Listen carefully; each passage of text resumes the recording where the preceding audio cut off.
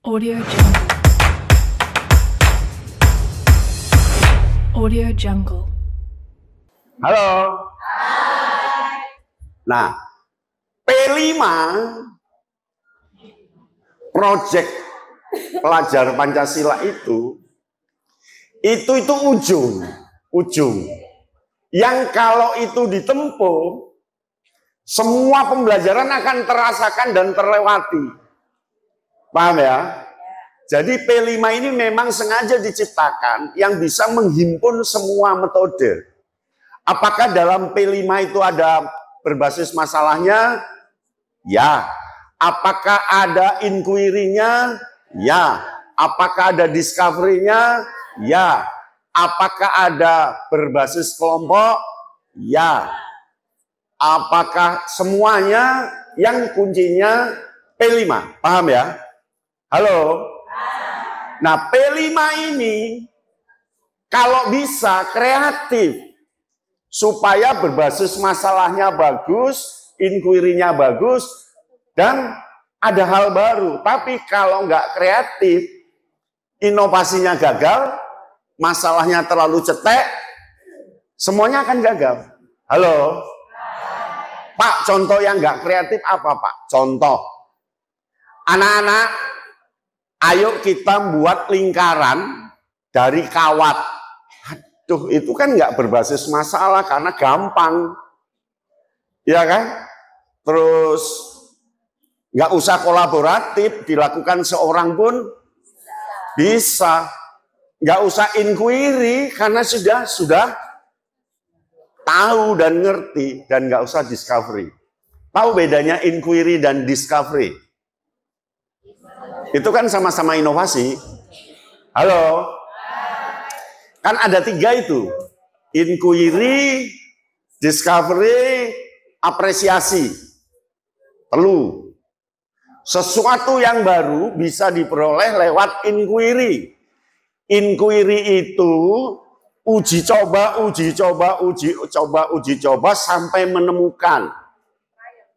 Trial and error. Hari ini bayem campur masak, kok rasanya ngene, sesuk ditambahi apa kok ngene, akhirnya terakhir nyiptakno bayem kenangan. Wah, akhirnya terkenal. Itu inquiry. Jadi inquiry itu berbasis coba, garap, inquiry. Jenengan buat lingkaran berkali-kali oleh Pak Yatno, baru 2 kali itu inquiry. Paham ya? Witing Tresno jalaran saka Glibet, itu inquiry. Jadi kok ngomong neng bojo jenengan awake dhewe rabi itu karena proses inquiry.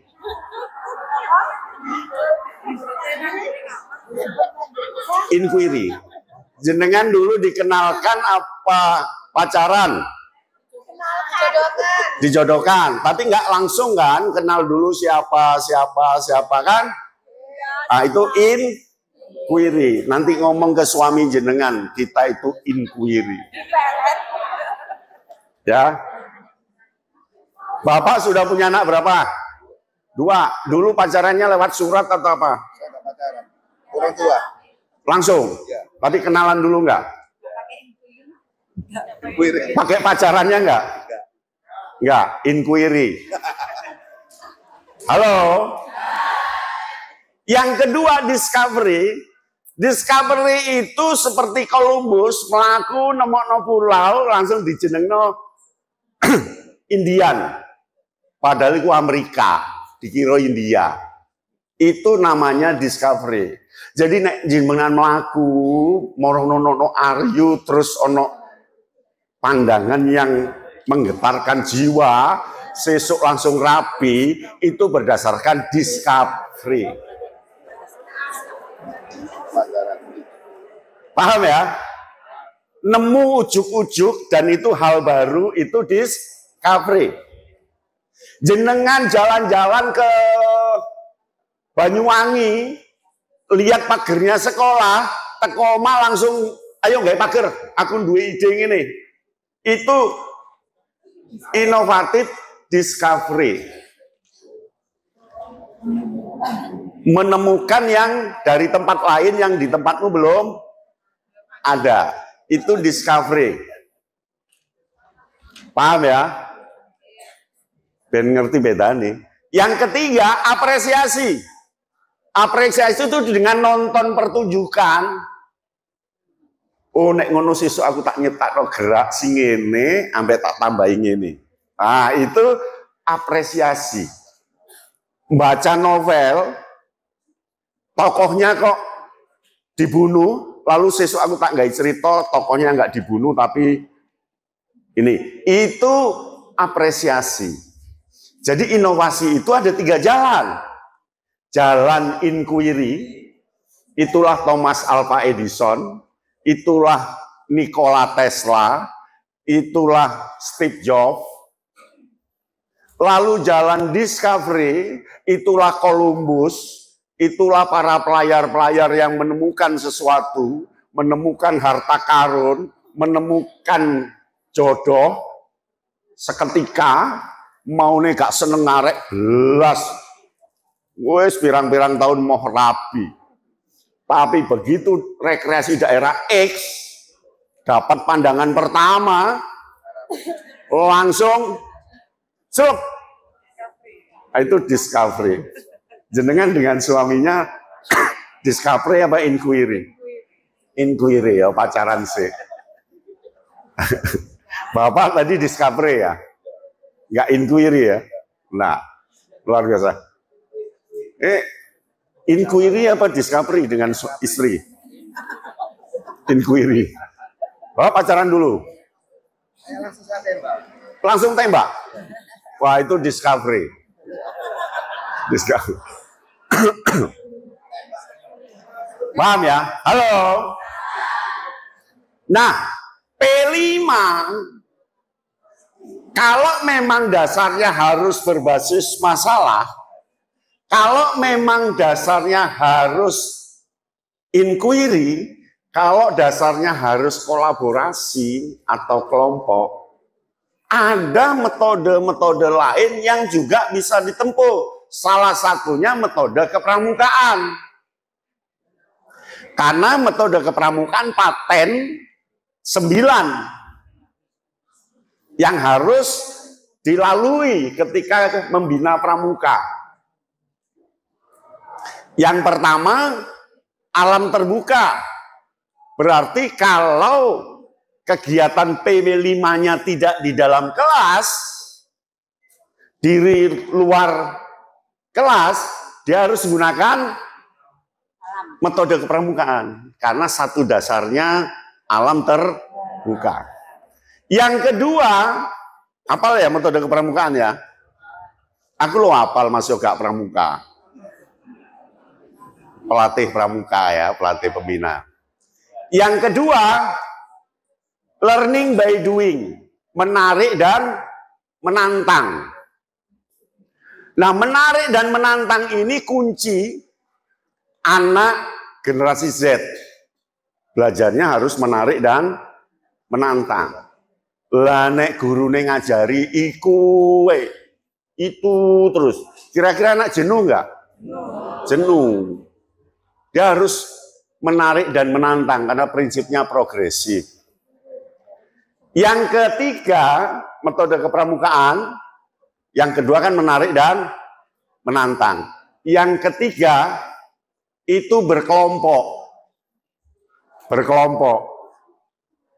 Kalau sudah berkelompok, sudah pramuka itu. Pasti wong berkelompok. Yang keempat, tanda penghargaan. Jadi kudono penghargaan. Bisa tepuk, bisa bintang, bisa kalung, bisa apa, ada penghargaan. Dan seterusnya, itu bisa digabung. Karena kuncinya kepramukaan itu hanya 2. Kuncinya hanya 2. Halo? Prinsip dasar dan metode kepramukaan. Prinsip dasar kepramukaan dan metode kepramukaan. Itu modalnya. Halo. Lalu kemah, api unggun, penjelajahan, sandi, semapur, baris, masak, tali temali, apa meneh? Pioneering, munggah hutan, kok munggah hutan, munggah gunung, masuk hutan, itu semua alat, bukan tujuan. Alat. Halo? Alat. Media. Jadi penjelajahan itu alat. Kemah itu alat. Gitu. Tujuannya bukan kemah, tujuannya adalah di balik kemah itu. Halo? Nah, P5 membuat proyek itu alat. P5 membuat penjernihan air, alat. Membuat poster, alat. Bukan tujuan. Halo? Tujuannya ya 6 itu. Takwa, berkebinekaan global, gotong royong, kreatif, berpikir kritis, mandiri. Itu tujuannya. Halo? Karena itu tujuannya, guru variasikan P5-nya. Ojo bendino gawe mati urip proyeknya mesti gawe mading. Mading ambek proyeknya dodolan. Jajan marketing. Bukan, itu alat. Alatnya yang harus divariasi.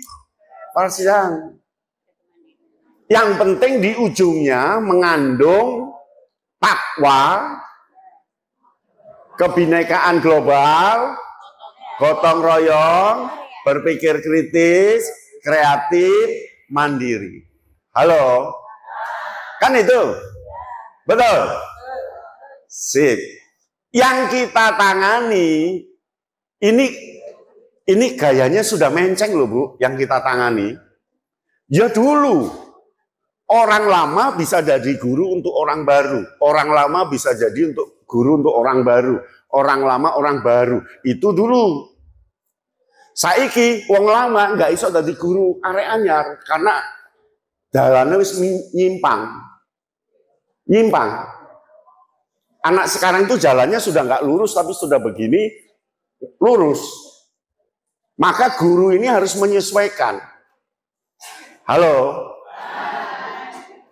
Satu, ciri anak sekarang lemah lembut, gemulai, gemoy, karena ototnya nggak keluar. Halo, coba angkat tangan semua, goyang-goyangkan, lo sehat, tangannya sehat, gede dan bentuk ya kan, kiri. Loh, sehat, gede dan bentuk, betul? Ya, turunkan. Mengapa tangan kita sehat, gede dan bentuk?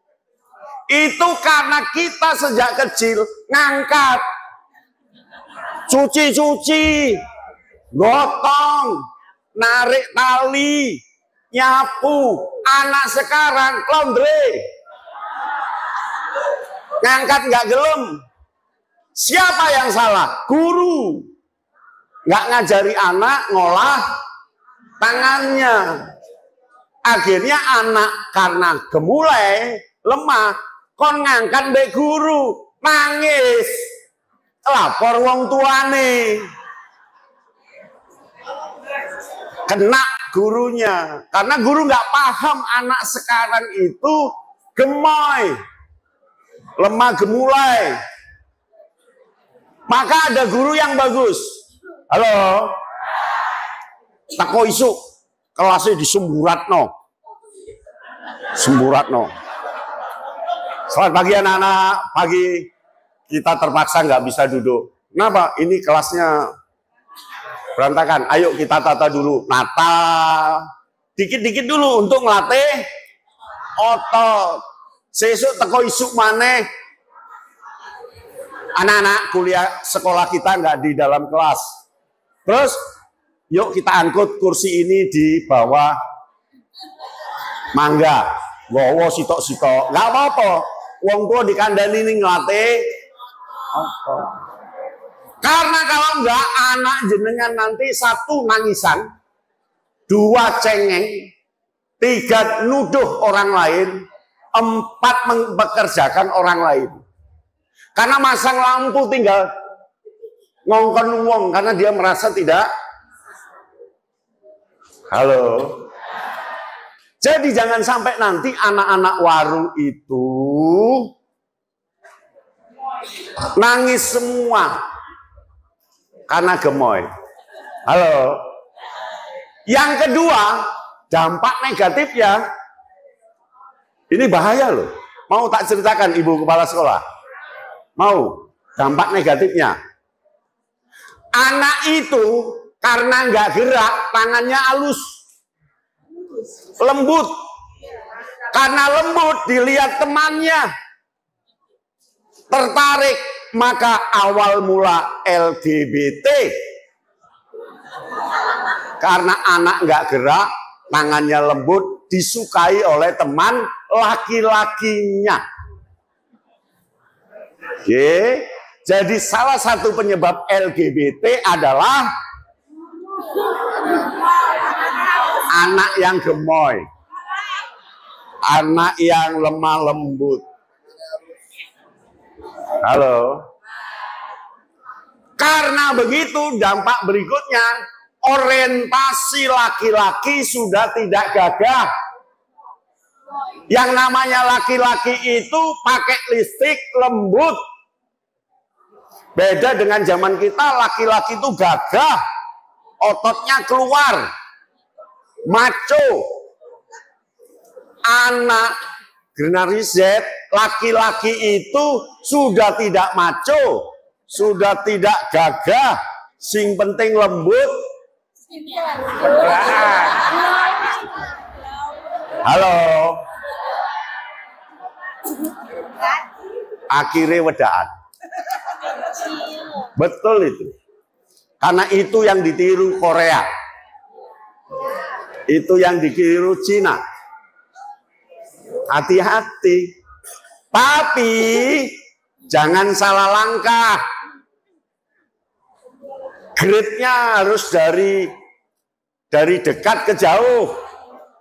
Oh, dari Pak Yatno, murid itu harus keluar ototnya gerak. Sekarang semua anak-anak angkat bangku ini 500 meter.